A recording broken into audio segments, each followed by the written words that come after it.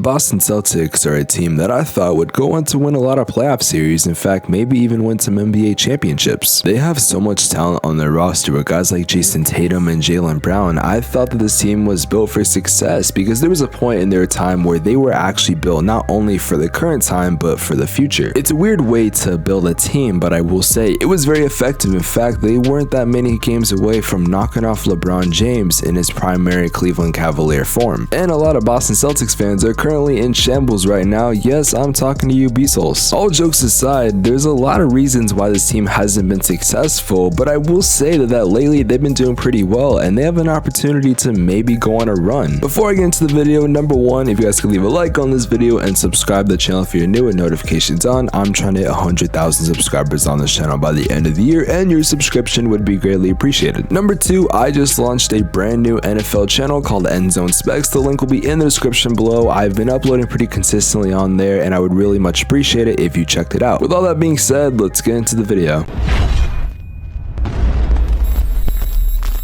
First, I want to ask the question, how is Boston doing this season? Well, currently they are the 6th seed in the Eastern Conference with a record of 33-25. But don't let that fool you, because it wasn't that long ago that this team was 500. And I have to say that honestly shocks me because, like I said, this team has so much talent and some of it's very underrated, some of it you could say is overrated. However, a lot can change in a span of 10 games because this team out of their last 10 games are 9-1 and currently at the time of recording this, they're on an 8-game win streak. So that is how they sit at 33-25 at the 6th seed in the Eastern Conference. I also think it's important to remind you guys that number one, this is technically a playoff spot even with the play-in, but number two, you have to remember the fact that the Eastern Conference is very much open right now. Currently, they're only 4.5 games back away from the 1 seed, but again, I need to remind you guys that this was a team that was not doing well. They were disappointing a lot of Boston Celtics fans and even people that thought that this team had potential. This roster isn't built for a first-round exit